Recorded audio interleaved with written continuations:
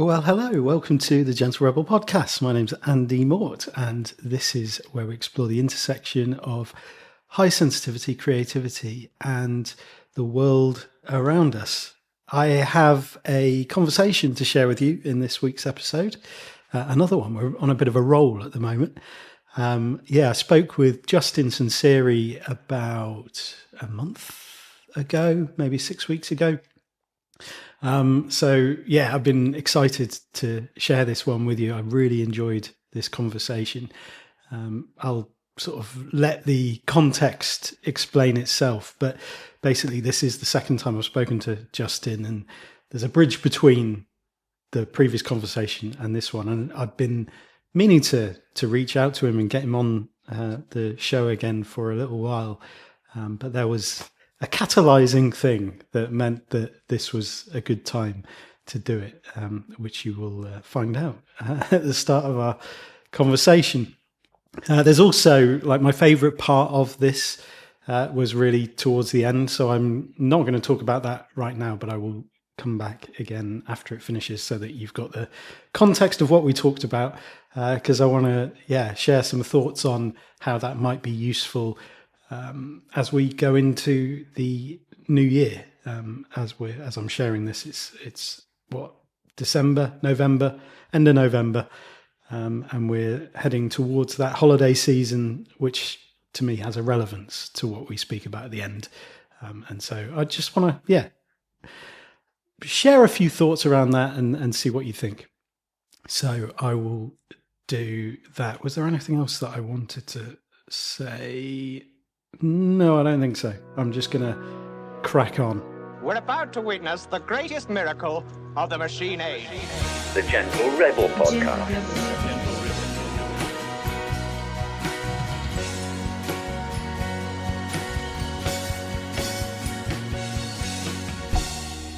I'm so glad you could come. This is going to be such an exciting day. I hope you enjoy it. I think you will. Oh, man, Justin, you're back on the Gentle Rebel podcast. This brings me a lot of joy. How you doing, man? I'm also joyful. Honored to be invited back. It really means a lot to me. I seriously appreciate it. So, yeah, thank you. Yeah. Oh, absolute pleasure. I've been, intending to reach out and see if you fancy another chat for ages. Heck yeah. I just worked out it was the end of 2023 when we last spoke, which is a lot longer ago than I realized. I didn't realize that, and now it's just like the sense of time. Wow, feels like I missed the whole year, but obviously I didn't. But that's a long time. Sorry, I didn't mean to scare you. But almost 2 years. No, it's 2025. My God, it's 2 years. It's 2 years. Even worse. But I was just saying before we started recording, I kept seeing these sponsored posts on Instagram for an updated version of the internal family systems modality, and it kind of really, I guess, prompted me to finally get in touch, because it reminded me of something that we'd spoken about in the last conversation, and certainly one of the things in this sponsored post which said Dr. Schwartz believes that this spiritual dimension, so it's adding a spiritual dimension to it, is the missing element that we've been yearning for, often without realizing it. And I was like, it's uncanny how much it just resonated with what we were talking about and what you'd said. Remind me, what did I say? Was it the parts thing is really by decree, or that anything could be added on? It was that, it was proclamation. Exactly. It was the kind of, I guess it was the mixing of these therapeutic modalities with the capitalistic need to keep growing. And so, that sense that I think you'd even said, like, in a couple of years' time, there'll be the missing part that we haven't yet discovered. I called it. Nice. And I was so in my mind, I don't know if I said this, but in my mind, what I thought would happen was that he would proclaim that there's a missing part, and it would be like a police officer, because I think they have a firefighter in there. Yeah. And so I thought it'd be something like that. I didn't expect the spirituality. With IFS in particular, the core of it is there's a whole bunch of parts within us, and like we have to examine it. Is that true? And it's not true. Of course, that is not true. And so for him to go to, well, now there's spirituality, to me, it was like it was already embedded in there, because you're saying we have a number of souls, really. We have a number of parts that interact with each other, that have their own personalities, desires, wants. And so you're already in the realm of spiritual or religion, in my opinion. And so to pull in this other piece of it is like maybe a more obvious aspect of that. But it's, so I don't mind him doing that, as long as we say this is not, I don't think this is a psychological philosophy. It's a spiritual one. It has to do with souls, and how those souls interact, and how those souls benefit, or I suppose benefit the user of those souls. And if I get this incorrect, I'm happy to hear that. But that's really like my point blank thinking about it. Sorry if I'm dominating. I'd love to hear from you as well. No, that's cool. Yeah, no, I was just intrigued. And I mean, honestly, I read No Bad Parts, which is one of Schwartz's books. But that's really all I know. I'm kind of more fascinated by just that structural element of how the models work in terms of pushing out, and speaking to that prediction that you made, that you just have to keep adding things, even just from a practical marketing perspective, like that. Yeah, that's what really fascinates me. It's when you're not grounded in something, it's like you can add in whatever you want. Yeah. So it's, to me, it's in all honesty, kind of an irritation. It's like, well, what's next? There's got to be something next, because once this spins its wheels, it's, what? Okay, well, what are you going to add on next? There's got to be something, and it's going to come through decree. It's going to come through proclamation. I've discovered this. Yeah, is that, do you feel like that's one of the main issues with this kind of thing, is that it is so central to one person? That's a major problem of it. Yeah. It's to me, there's a lot of religiosity in that, and I'm an atheist. So it feels like religion to me. When I see it, it definitely feels like that there's definitely a religious sort of feel to it. And there's one central person who is coordinating that. And in no way do I think that's intended. But from the outside looking in, that's exactly what it looks like to me. Yeah. And so when we have one person coordinating it and really making these things up, because there is no firefighter within us, it's made up. So when you have one person doing that, where's that one person going to take us next? And I don't want to be, whenever I think these things, I always do apply it to myself. Like, I am one person who's in this realm, right? The psychology realm. And what I'm grounded in is biology. Polyvagal theory is a big thing to me. And I guess one could say, well, what if Stephen Porges decrees that it's all evidence-based, and they're doing testing and all that kind of stuff. So it's not quite the same. That's evidence-based. Although I do think his additions of certain mixed states are skirting the line of evidence. Well, I think that's one of the things I really appreciate about you, and hearing you in conversation with Dr. Porges and Deb Dana as well. Like, you're not sort of sycophantic in the sense of like anything that they say is gospel truth, and you're about okay, what's the evidence? Where's the evidence? What do we know for sure, and what's useful and what's not? I think what they bring to the table, that science of it, is a direct connection to the felt. Once we understand it, it's a direct connection. Actually, we don't even need to understand it, because we could have it with it. That's a different conversation maybe we can go into, but knowing it helps us to get to the felt sense of the present moment. And I know IFS, the intention is it works the same way, but that requires a whole other level of cognition of parts and how they interact and whatever. And so I guess to go back to what I was, just my own self-reflection is like, I'm in this realm as well, and I'm creating my own model. And so I'm always asking myself, well, is this by decree or what am I doing here? And so what I'm creating is very like skills based.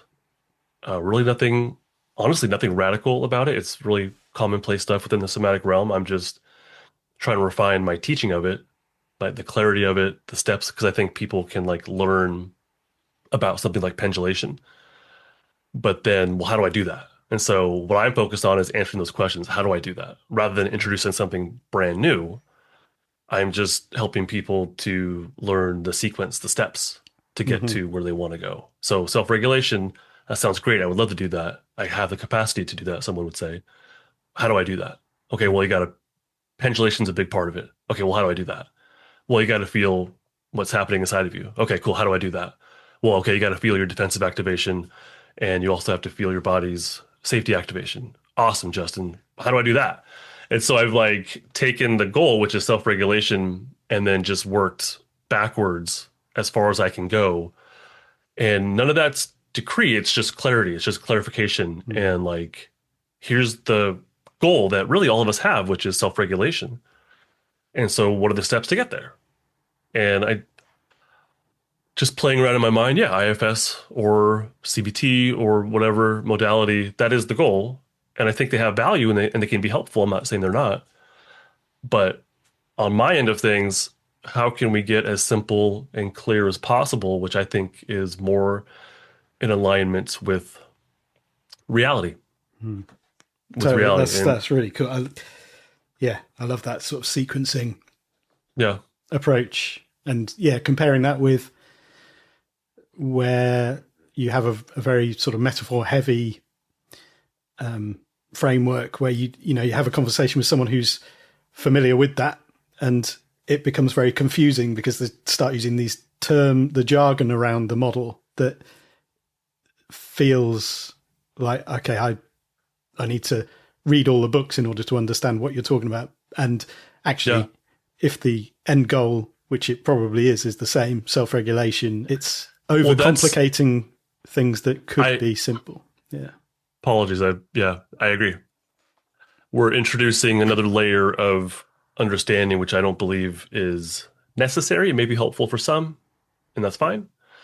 Yeah. Obviously, there's a market for it, but I don't think it's necessary to introduce the idea of parts or selves or souls or whatever other metaphor that we need. I don't think it's necessary. I think it overly complicates things and it latches somebody onto that way of thinking.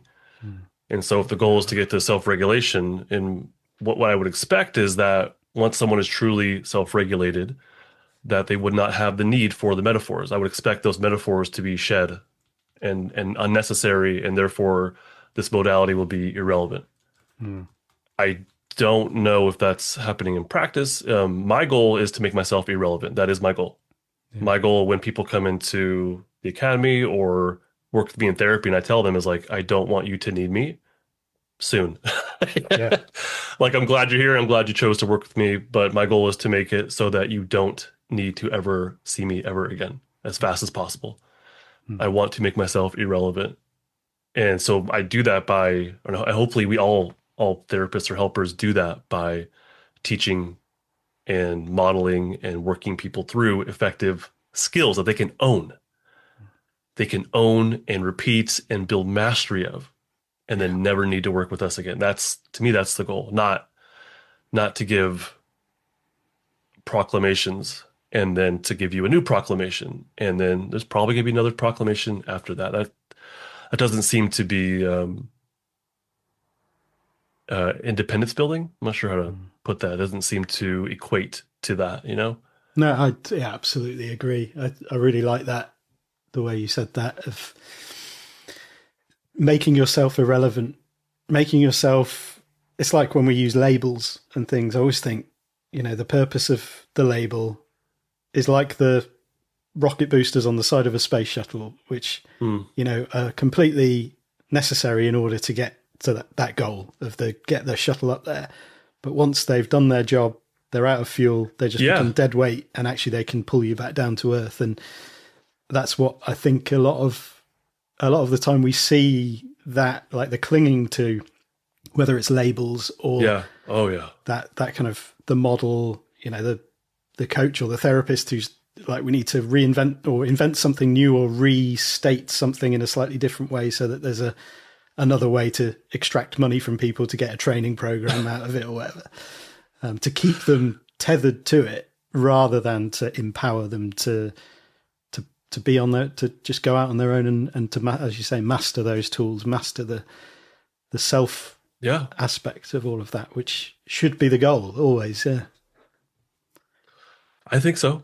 So when we were sort of sending emails back and forth, I asked, if there's anything on your mind at the moment that you're sort of excited to talk about or that you'd like to talk about. And the things that you came back with gave me a bit of a buzz.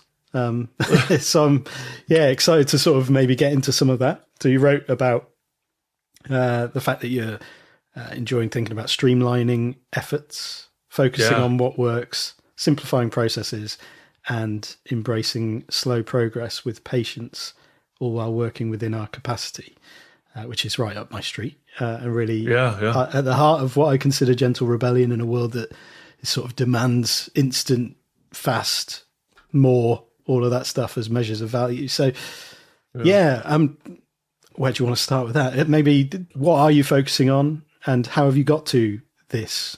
So there's a few different things that are, I think, really influencing how I'm being just as a person, but also how I'm trying to help people.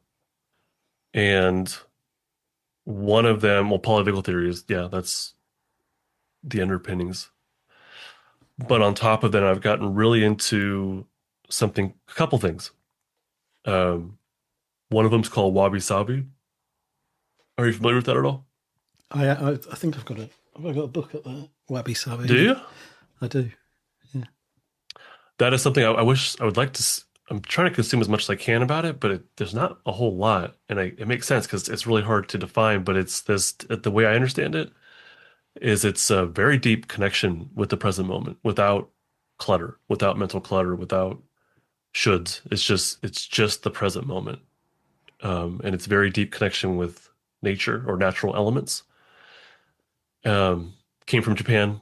It's that it's an appreciation of time passing and change and imperfection, and that's just this beautiful kind of a philosophy, kind of an aesthetic. It's a little bit of everything. It's just this connection with the present moment, and that's what I'm focused on in what I do, because I think that when we deeply connect with the present moment, that's how we can self-regulate, and that's how we eventually self-regulate. It's a deep present moment experience with reduced mental clutter, and Wabi Sabi really is that.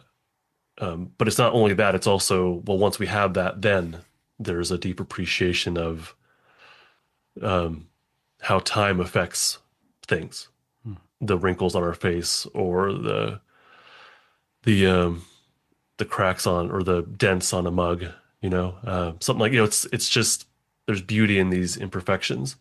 So that shallow understanding that I have is affecting what I'm doing, but also there's another Japanese philosophy, although it came from America originally, but then it was kind of lost.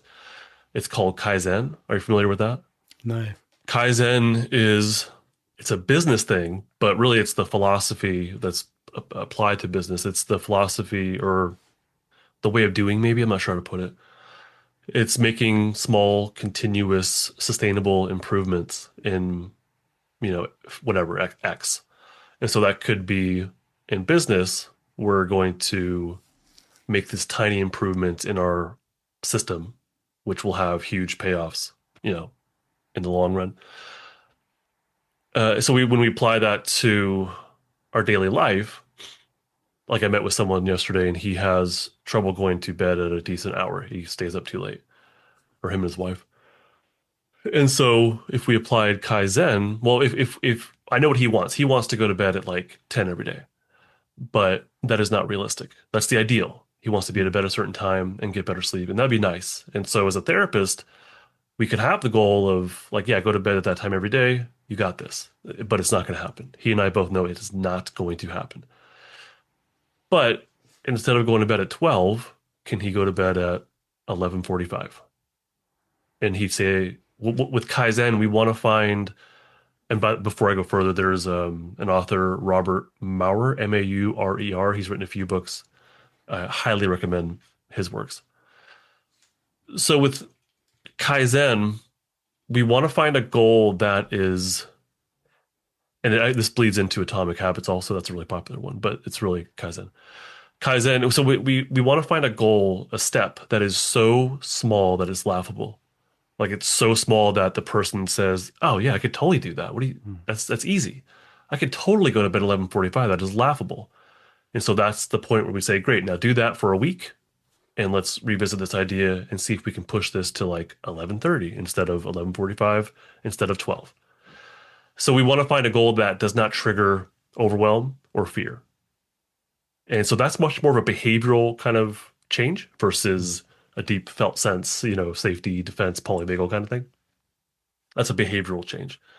But we want to make behavioral changes that the thought of it does not trigger overwhelm or fear.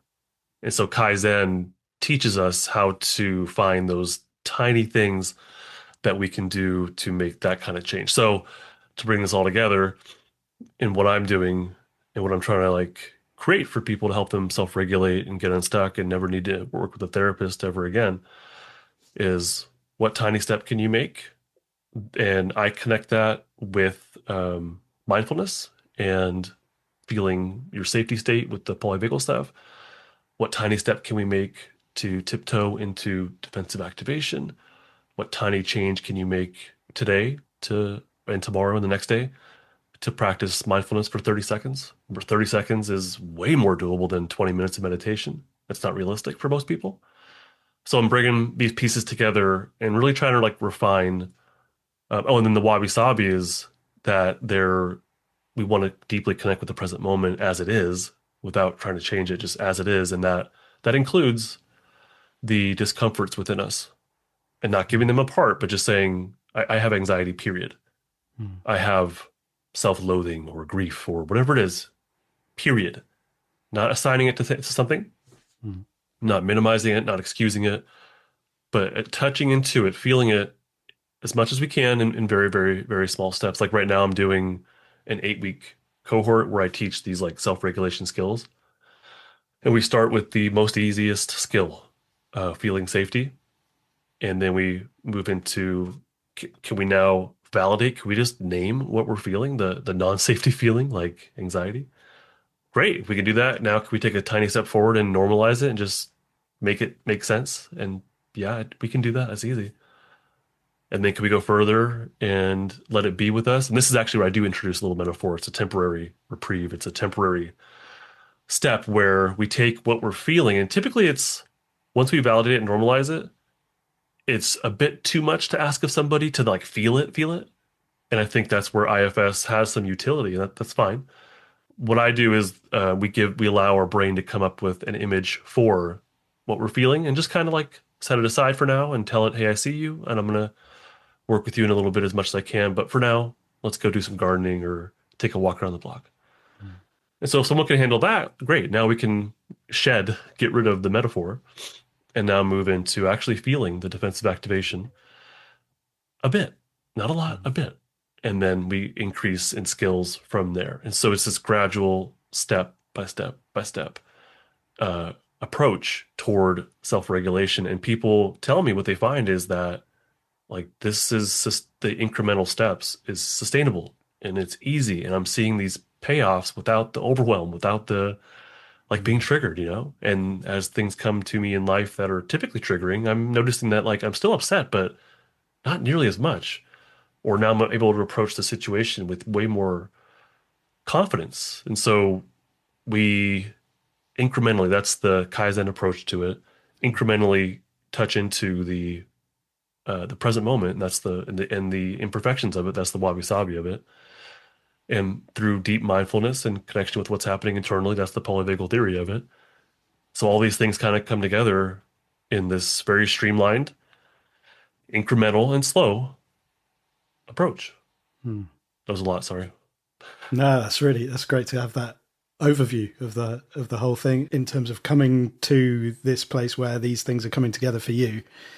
Has that been a conscious thing, or has it just evolved into where you're working right now? Both. It's as I spend time with what really got to me first was Stoicism. I spent a lot of time on learning about Stoicism. Are you familiar with that at all? I am. Yeah, I spent Yeah. a long time in that as well. Yeah.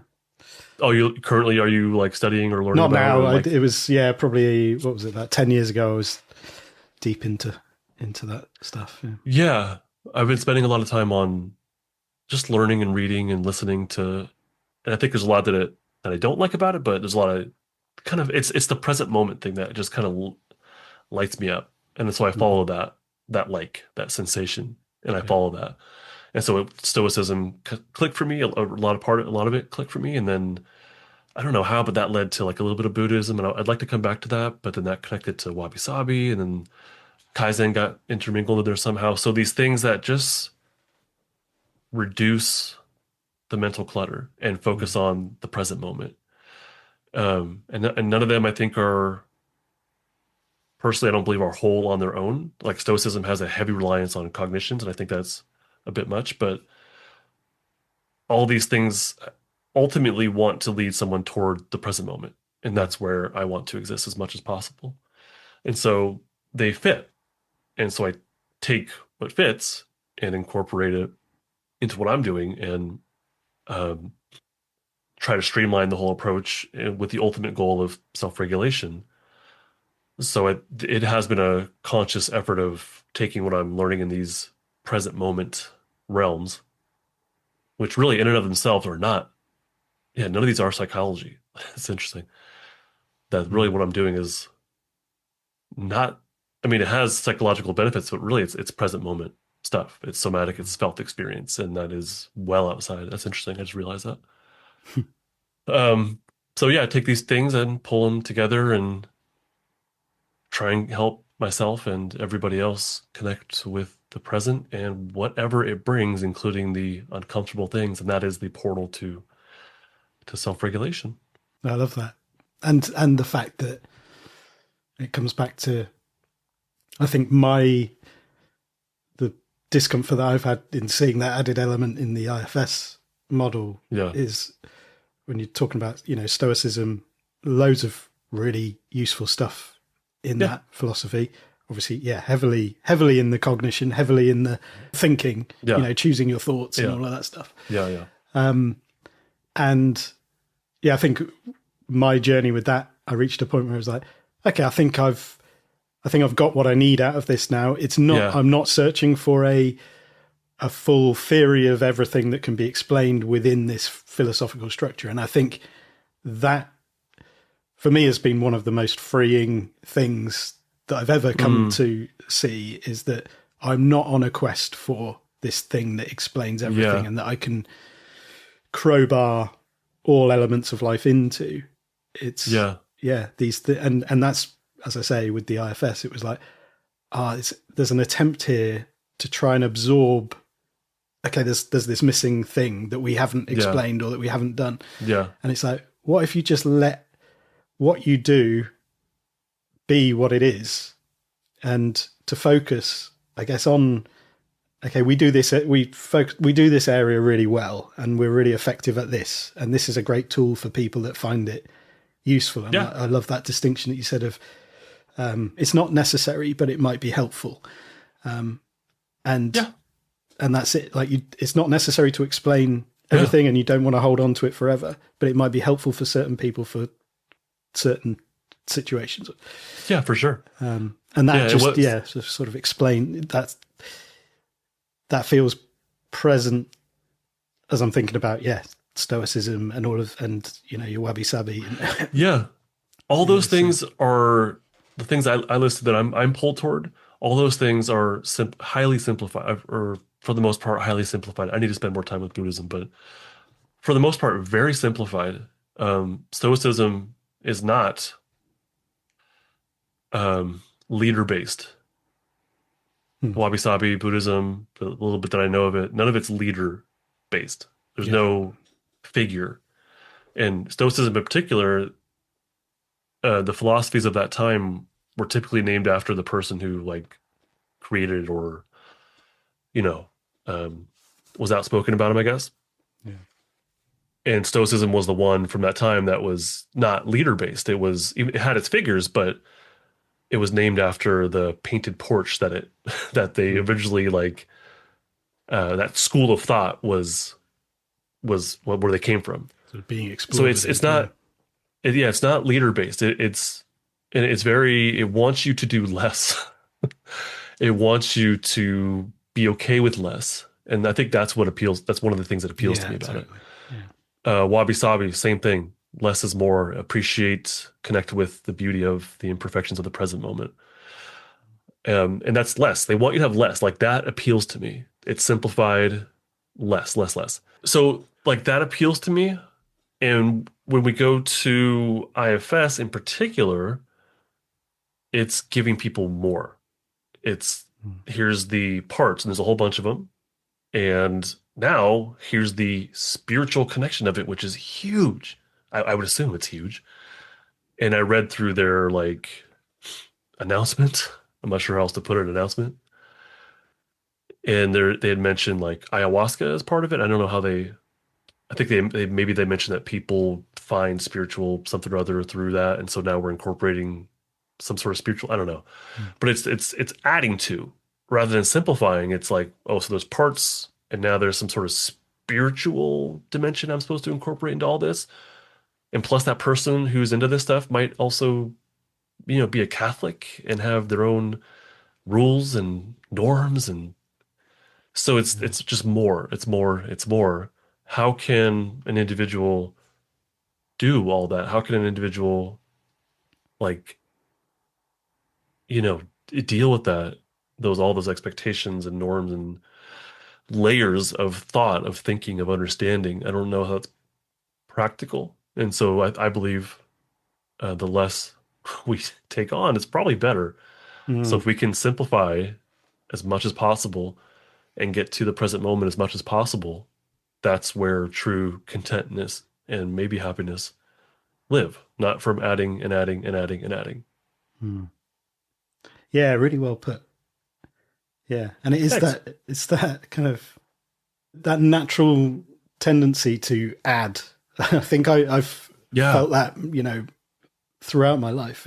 You go through a phase of adding more, adding, and then you get to a point where it's like, what am I doing?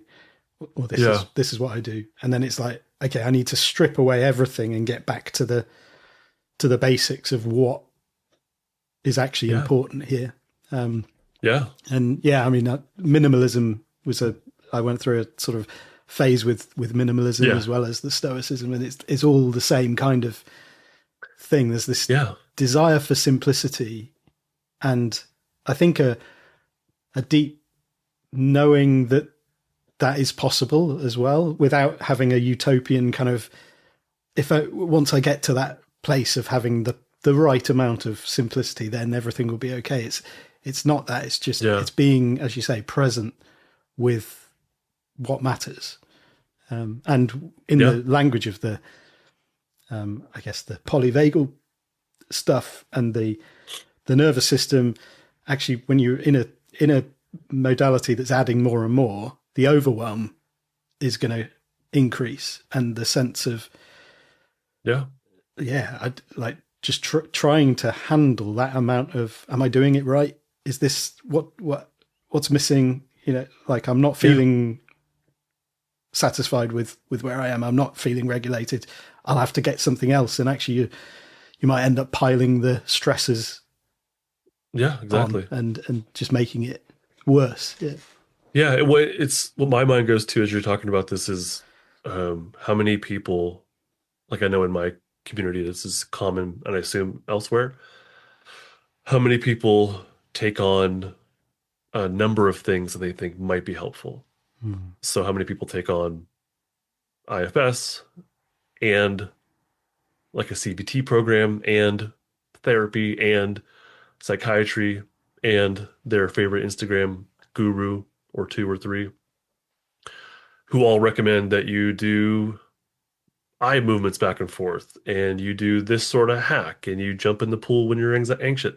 Like, one person is going to seek out, probably desperately, the answer, the hack, the fix, and that's in and of itself the act of, or like the seeking is very overwhelming. How can somebody do all that? It's just not, it's not realistic. But I also, well, they don't know, and no one knows at first when you're trying to get help for yourself. Well, where do you start? You start with the expert. Well, the expert's saying that I should move my eyes back and forth while I tell the most horrific moment of my life.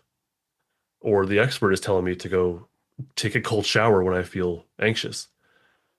Or the expert is saying this sort of gut biome thing is helpful. And so we're going to follow the expert and the next one and the next one and the next one. And I don't fault anybody for that at all. And so ultimately, I guess to maybe have a solution for this overwhelm, I would recommend you listen to what is your body genuinely pulled toward. So for me, I know the polyvagal theory, that knowledge felt right, and so I followed it, and that has led me toward Stoicism and Wabi Sabi and a bit of Buddhism and Kaizen and all these things that just kind of fit together really nicely, I think. But I had to listen to that inner pull.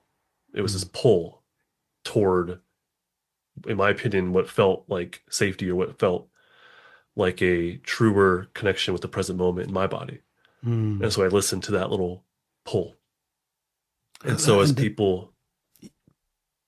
Yeah, I was just going to say that pull, because just seeing there's almost the image of the pull into polyvagal theory for you as a point of resonance that starts you off on that journey. And, you know, I've worked with a bunch of people, so in my kind of creativity coaching and stuff, where they might sign up for things and you'll find out they've signed up for a bunch of things simultaneously. And they're in a state of either desperation or excitement, maybe, like about, I really want to change, and like I've signed up for all of these things, and they all happen as simultaneous parallel things.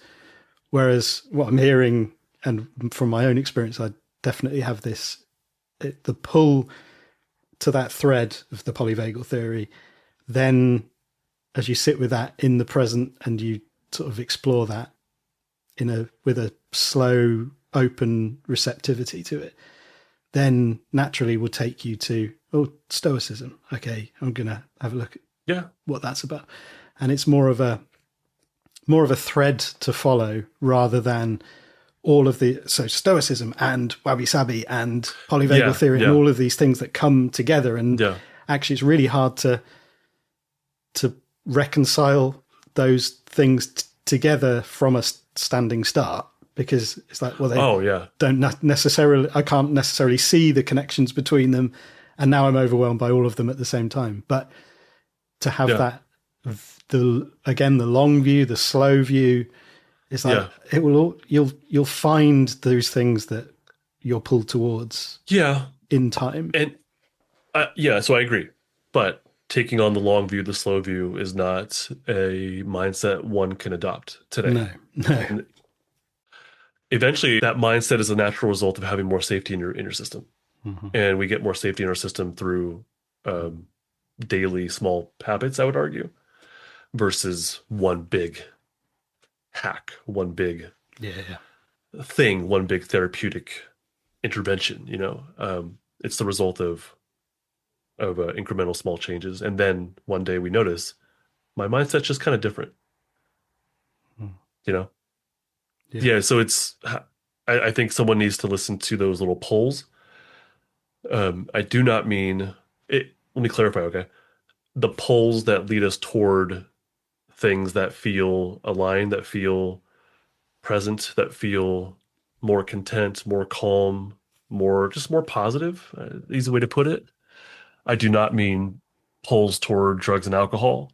I don't mean binging on, whatever behavior or substance. That would be those behaviors that lead us to regret and shame and guilt. That is not the kind of pull I'm talking about, just to clarify that. So we want that clean feeling, not the guilt and shame and whatnot.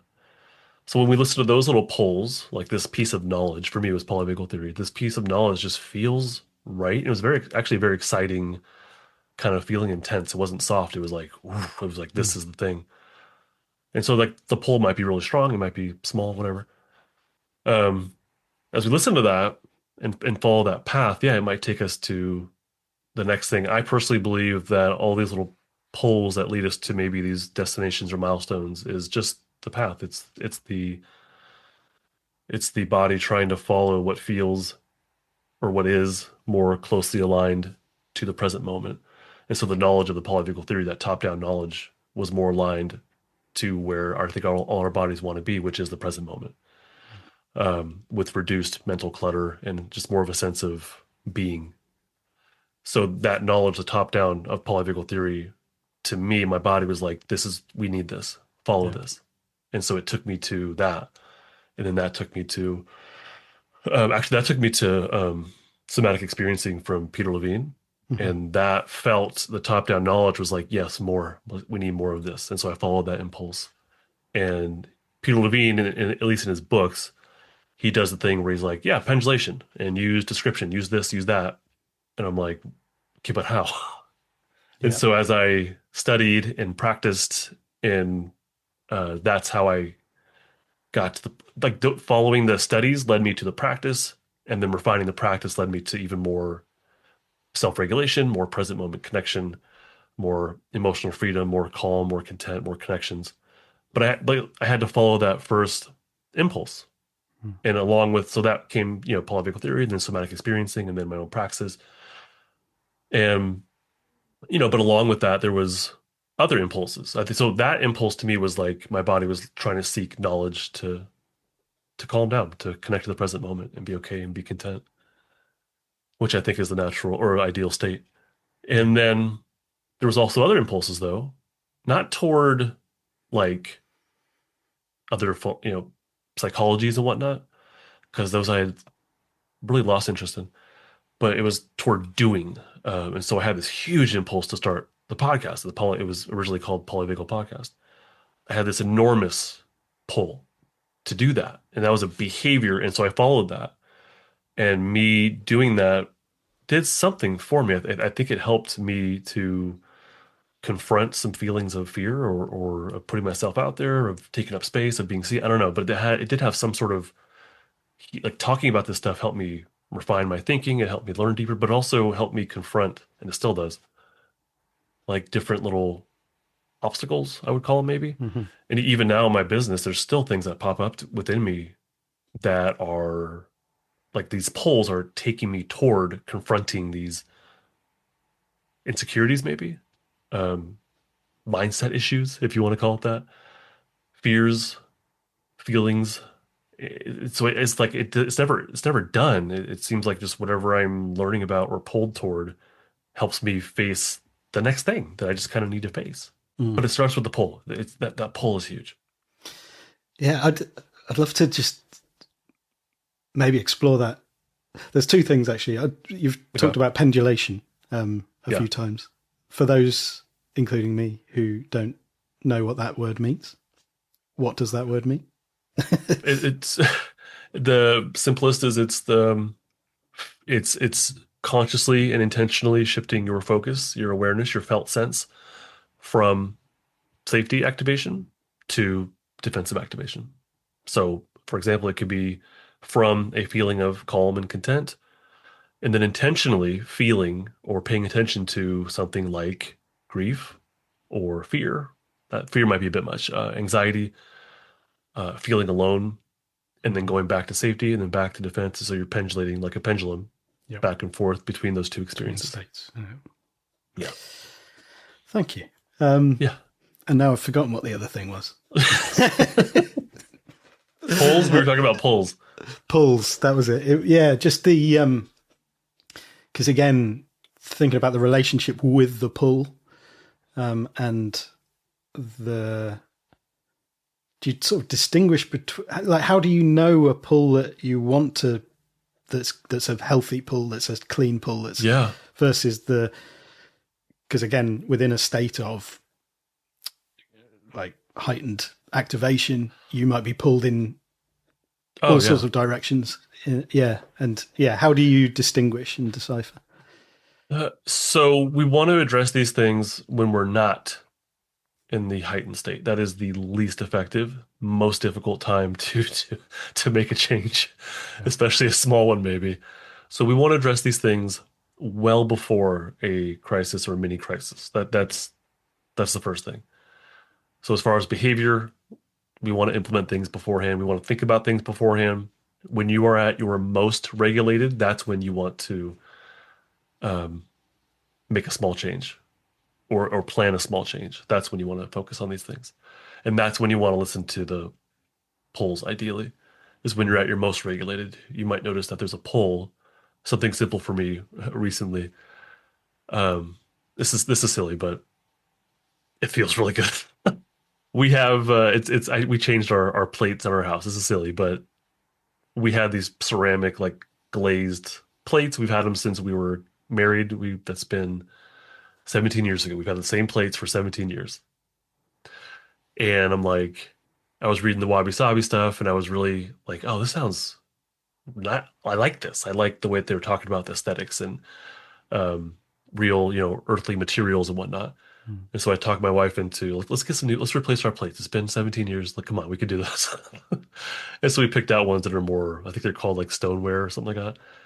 That little pull, it just been kind of like nagging at me. And so I followed that little pull. We replaced our plates.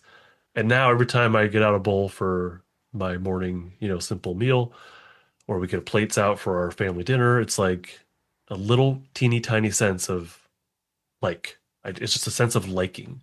It's a sense of being more connected to the present moment through this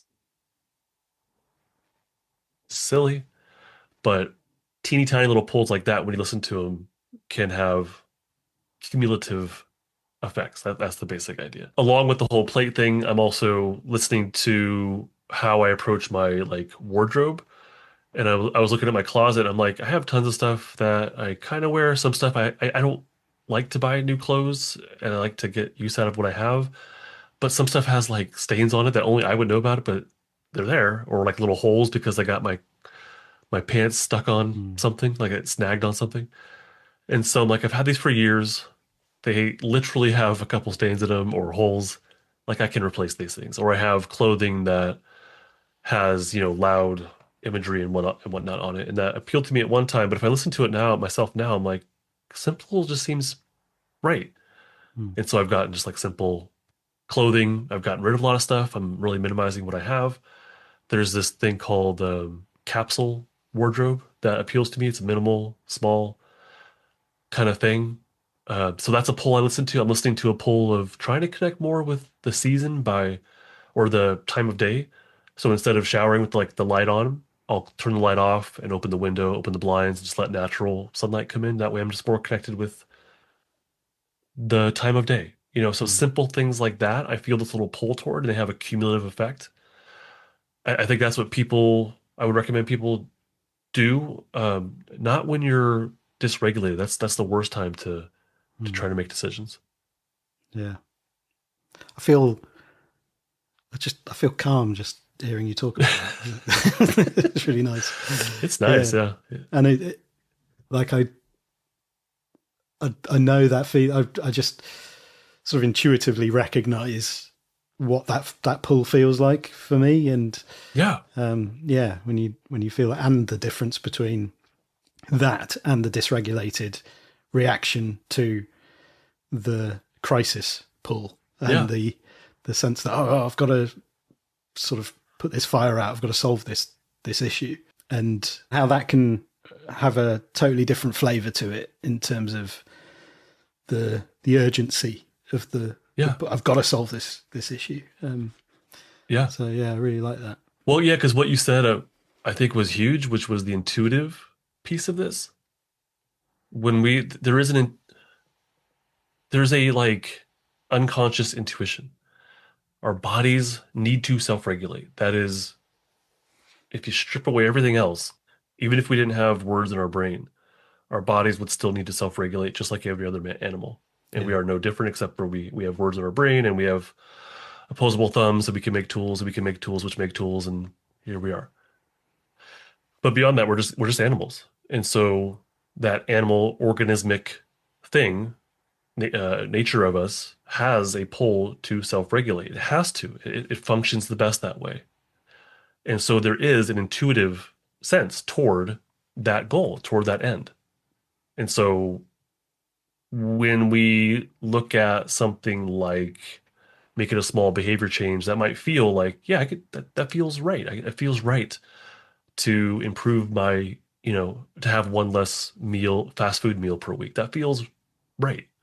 It's not good enough, but like that's better than where I was. That feels correct. That's an intuitive knowing that we can when we shift our conscious attention to it, we can feel that, as I feel it, as a pull personally, or a push away from something that is bad for us. We feel a push away or disgust at poison, right? Our bodies does not want that. We don't choose to not want it. Our body doesn't want poison. And so we feel this push away from it, or maybe like a disgusting push away from it, something like that. So we can listen to these intuitive pieces of us that hopefully or will pull us in the direction toward organismic, bare bones self-regulation that we must do, like every other animal, every other species. I would argue that there's things that are very common that are not intuitive. I think IFS is one of those things, internal family systems. To me, it's not intuitive to incorporate numerous parts or souls within us. That's counterintuitive, I would argue. Although it may help someone to contain and to get to where they want to go, hopefully temporarily. To me, when we focus on our thinking as the source of the problem and try to change our thinking, that is counterintuitive. To me, and what I hear from people is that I know I'm not supposed to think this way. I'm trying to change my thoughts. And when I ask them, well, why? Why not instead focus on how you feel, or become curious about how you feel, or why not just let your thoughts be the way they are and become more curious about the present moment? They'll say like, well, aren't I supposed to? Or like, when I let go of that belief that I'm supposed to, or when I let go of that pressure, that layer of thought, it feels simpler. It feels more intuitive to just kind of try to connect with myself in the present moment and not try to change my thoughts, but notice how my thoughts naturally change when I focus instead on my emotions or my felt sense. That is, to me, is more intuitive versus something like cognitive behavioral therapy, which is very thoughts focused. Same with I think Stoicism can be extremely thoughts focused as well. So I guess to wrap it up, like this piece of it, there is an intuitive sense that we can connect with, we can pay attention to. And I think there's other things that can help us to get to where we want to be, but that are not intuitive, like IFS personally. Yeah. That's so fascinating to think of. Yeah, the intuitive piece is, as you say, that natural desire of the organism of the body to be to be regulated, and that doesn't need overriding with thought, and actually the thoughts can be the obstacle in that sense of just totally getting in the way of,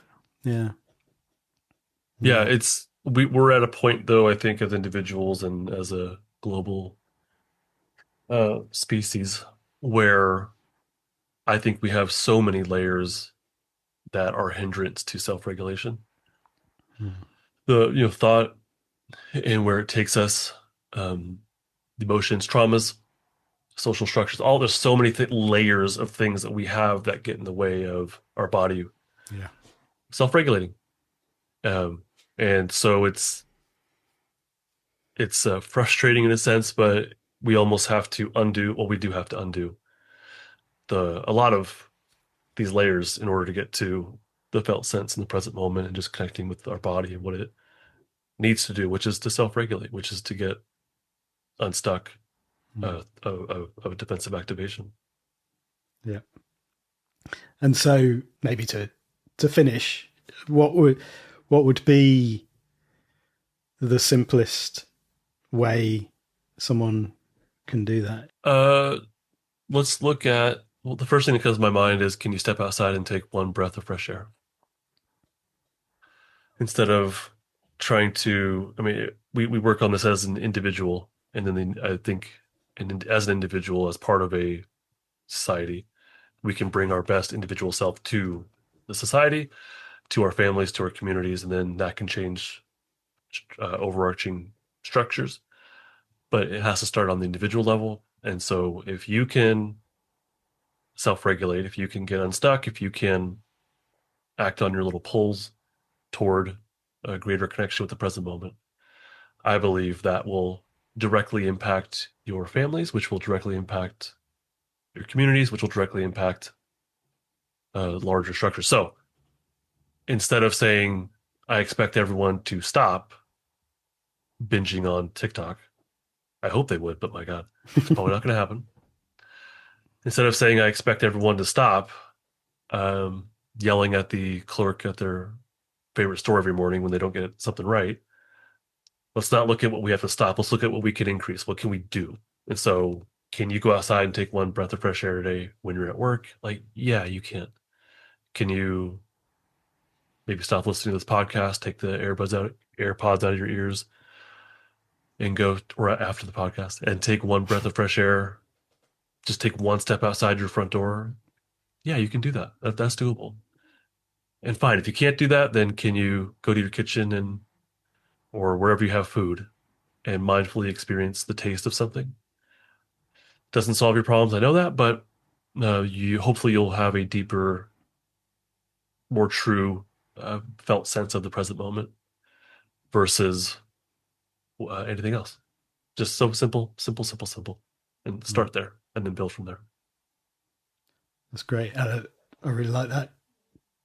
What you just said, the distinction of it's not going to solve your problems, but the goal isn't to solve your problems, it's to get a bit more self-regulated. Yeah. And once you're self-regulated, then you'll be better off, or better capable of solving your problems. More self-regulation, more capacity to be able to think about things without. Oh yeah. Yeah. Think, plan, do. Yeah. Yeah. Great. Yeah. Is there anything else that you sort of were thinking about that you haven't? No, we covered a lot. I think that's a pretty good coverage of everything. Yeah. Again, I appreciate you inviting me back on and giving me space. I don't typically talk about a lot of this stuff on my podcast. I'm pretty focused on a few things. All these things connect, but it was fun to be able to talk about and mention things like Wabi Sabi and Stoicism, and I need to spend more time with Buddhism, but also, like Kaizen. I love talking about Kaizen, all these things. Yeah. It was great to be able to bring all these things together and talk about them in the present moment and these little polls and stuff. So I think this is pretty comprehensive. That's cool. Yeah. I think it's really valuable just to hear the underpinnings of things. I think just, what goes into like what you do, and the foundations of it, and the influences on it and all of that stuff. So I'm hoping that what people take from this, like, first off, I think you and I would both agree, if IFS or moving your eyes back and forth or trying to change your thoughts, if those work for you, do your thing. I don't care. Like, I really don't care. I am extremely libertarian about all these things. Do you? If it helps you, I'm happy for you. I really am. But hopefully people see there's a difference between these things, which rely on either decree from a single person or hacks or whatever, like things are not super intuitive. I think there's a big difference between that and what we're talking about, which is like, how can we make things simpler? How can we make things more accessible? How do we strip away thoughts and layers of thinking that are not intuitive, and then simply connect with the present moment as best we can with as little as we need? To me, that sounds more appealing personally, but again, if someone needs these other things to get to that point, I'm okay with that. Yeah. Yeah, absolutely. I think that's it. Yeah, just to sort of sum that up, it's stripping away all of those layers to help get to ourselves, like, and that sort of, that intuition, that pull. And I think that is one of the biggest takeaways, I think, for me here is, just getting to that state where you can feel that pull in a generative, and and that's it. Knowing what that feeling is as well. I think it's probably different for all of us, and it might be different for different things, where actually there might be a huge amount of excitement about something, or it might just be like, I just feel peaceful about the idea of replacing my bowls or whatever. Like, now is the time. I mean, I had that. give an example from my own, like the last sort of 6 months, was getting to a point where I realized I could get a new guitar, and I've had the same guitar for maybe 20 years, and it's never occurred to me to replace it, and it's definitely time to do it. And that was a really freeing, like, out breath feeling of like, I've given myself permission to be able to do that. And it was lovely. And every time I play it now, I'm just like, so it's a better sense of like, you feel more connected to that experience. I do. Exactly. Yeah. It's nice. Yeah. Hopefully people don't walk away thinking that they need to like replace their bowls or buy a new guitar. Like, the solution to all of your problems is new bowls and a new guitar. No, it's less. The point is less, and then the things that we do have, we want them to be ideally as much of a sense of connection as possible. So you didn't like go buy a new guitar and then another one seeking satisfaction. You bought the one that was it. I bought the bowls that were like, this is it. My wife and I, we agreed, like, this is it. I got rid of the shirts and pants that no longer bring me that feeling of like, yes. And I replaced a few of them with, this is it. This is simple. It's comfortable. It's like this simple gray shirt. You got the simple black one on. It's like, this is it. It's simpler. And that's it. That's the point, is how do we reduce? But then when we do buy stuff, how can we make it effective to us and to our felt sense of the present moment? Yeah, quite. Yeah, and I'm not now constantly thinking, what else could I buy? It's like, actually, no. I think it's noticing when that might be applicable, but being, for me, at peace with the fact that most of the time it's fine. I'm not looking to consume. Yeah. No. Yeah. Cool. Well, thank you, Justin. This has been an absolute joy. So it's been fun, seriously. I appreciate you inviting me back on. It's really fun. Thank you. So a huge thank you to Justin for taking the time to chat. It was really helpful to get his thoughts on all the stuff around IFS, the internal family systems, and for me, it's not even so much about that particular modality, but it's, as I said, the structure of the way that we engage with these kinds of things. And there's particular red flags that I sense around the way that we hold it. So, I really appreciated Justin kind of giving some clarity onto and putting into words some of the discomfort that I have with those kinds of things.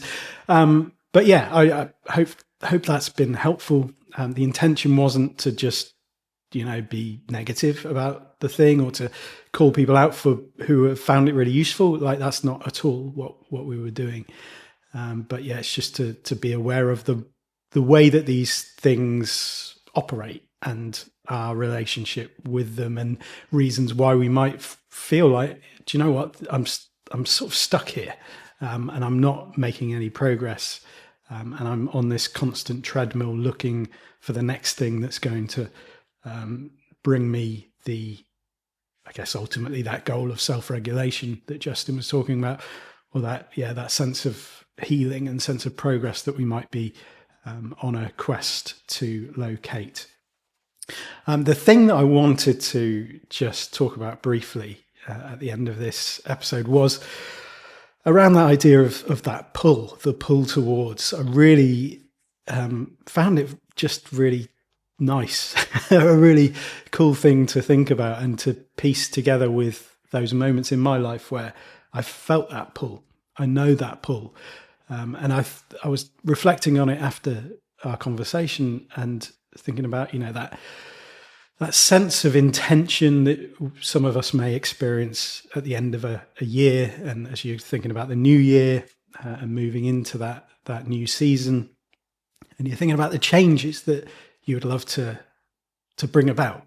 And I think there's more of a sense of possibility that arises, especially as you slow down. If you're fortunate to be able to slow down and you relax, and you maybe find yourself in more of that sense of safety within the nervous system, or experiencing moments where that occurs.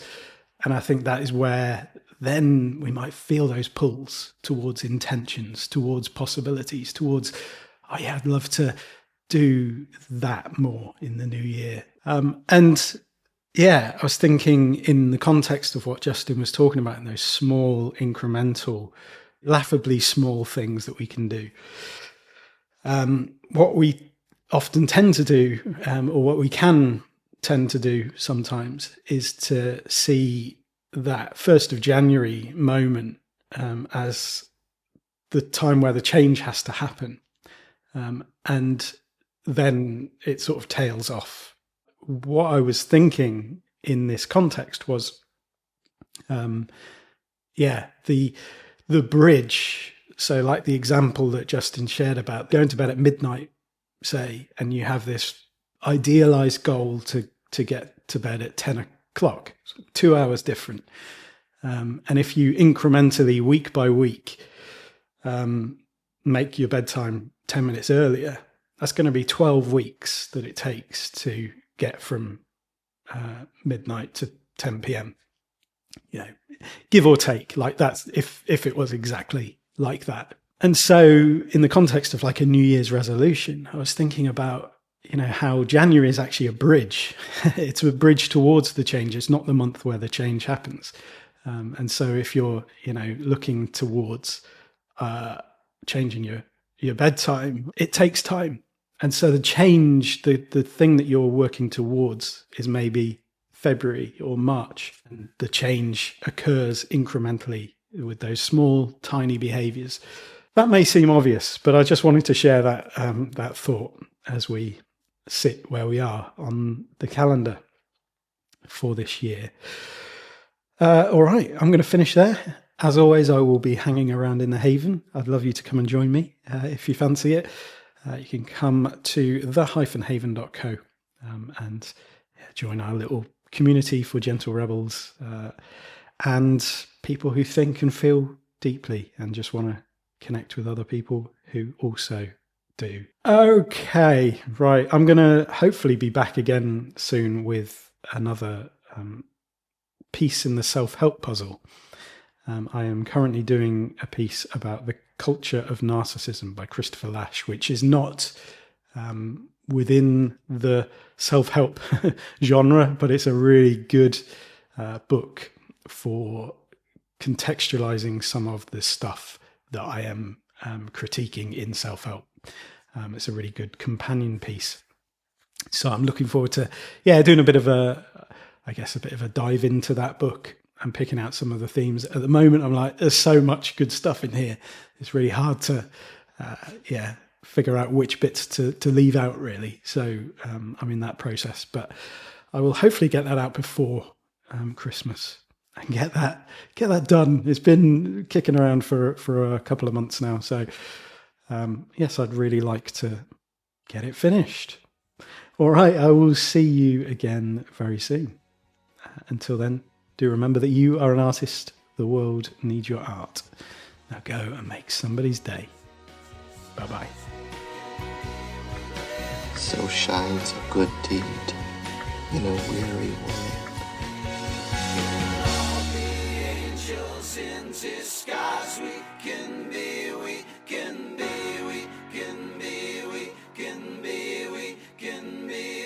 Can all be angels in disguise. We can be